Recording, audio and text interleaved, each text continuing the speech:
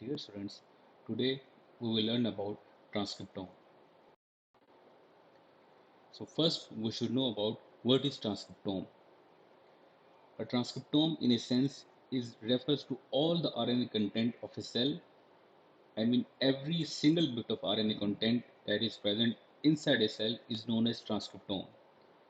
It can be of messenger RNA, it can be ribosomal RNA, it can be transfer RNA, you can say tRNA, it can be RNA breakdown content, any small degraded RNA content, non-functional part of RNA, just like introns, and all these things combined together is known as transcriptome of a cell. So, what you should consider when defining a transcriptome? You can define this transcriptome as a transcriptome of a cell, but that is not completely the correct answer because this transcriptome varies with time to time, and that is the most interesting factor about the transcriptome. So when you are defining the transcriptome, you should know it means all the RNA content of a cell at a given point of time, and that is the exact way to explain what transcriptome is. So now let's move forward towards why transcriptome is important. For this, you should recall the previous thing that the transcriptome means the complete RNA content at a given time. So it includes everything. It includes the coding RNA, like as I have told earlier, messenger RNA, the non-coding part, which is introns, the degraded RNAs, and so on. And all the RNA content which are present inside the cell is known as transcriptome. And all these things will directly or indirectly, uh, you know, uh, take part in the role of gene expression. So you can say transcriptome is also linked with the gene expression. So that's why it is important to study the transcriptome. So now let's have a look on the difference between transcriptome and the genome. For this, you should understand the most interesting part about the transcriptome is that it varies from time to time. It is not stagnant like genome because genome is also the complete set of genes which can you can say slightly change over the time, but still overall genome is fixed, is same, it will remain same, and the number of genes that are present in an organism are also fixed, that an offspring from a female plant and a male plant that is fixed. So everything is fixed in the genome, and the progeny should not have more than 20 pairs of chromosome in case of soybean plant. So the male plants of soybean and the female plant of the soybean and the progeny of those parents will all have the same number of chromosome. So you can see the genomic content is same in parents as well as in the offspring.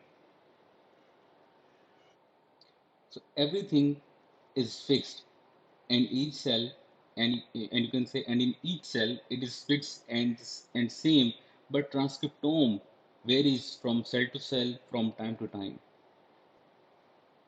So that is why the transcriptome is dynamic in nature. So now, have you ever imagined that a plant have different type of cells?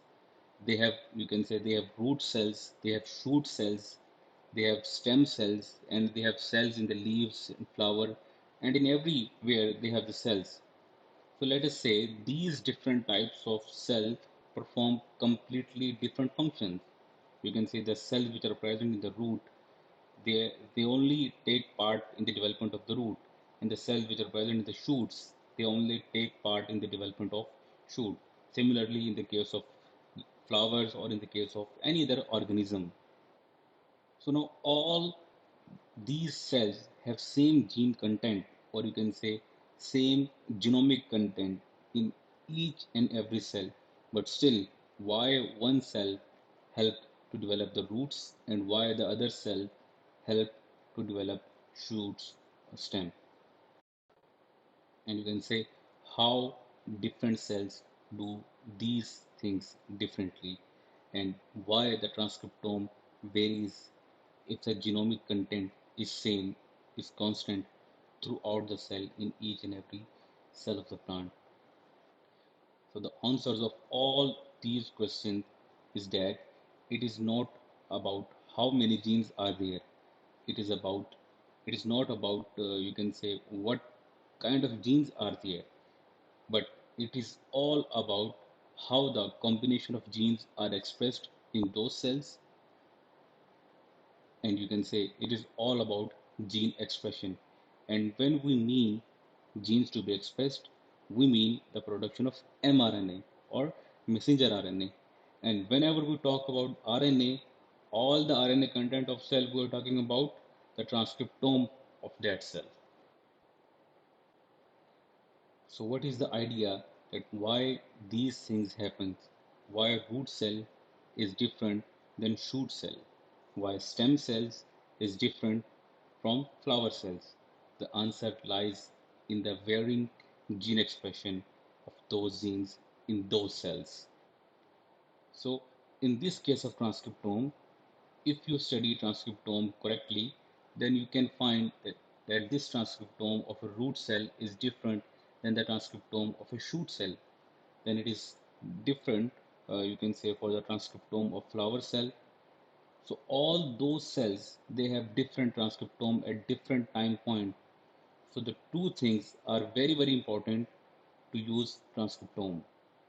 One thing, we can use it to study to compare the transcriptome at a given time between species and organism.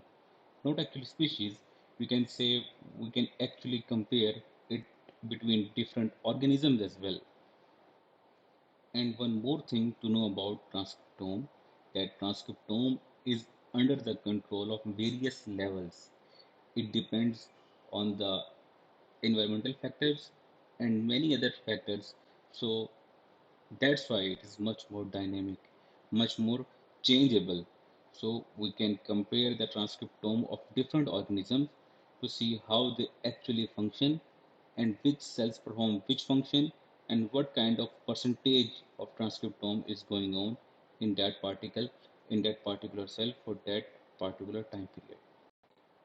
So to understand the transcriptome analysis, we have different techniques developed over the years, and among those, one of the you can say the best technique is DNA microarray, which help us to understand the expression pattern of a genome or a gene, and that's what we can we can study. So this is the one way to study and compare it between organism. We can do it with DNA microarray.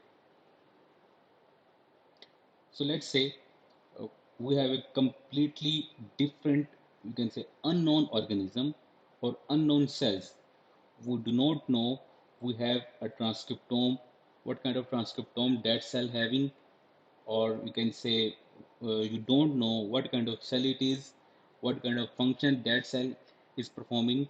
So what we can do again, we should do transcriptome analysis. We can compare and do transcriptome analysis for that unknown cells, and we need to check that with the normal one and with the other reference to find out the exact function. So let us say we have, for example, you can say, let us say we know the transcriptome pattern of the root cells of different plants, as you are seeing in your slide that there are many plants, and we know the transcriptome of all those of all those cells which are present in the roots.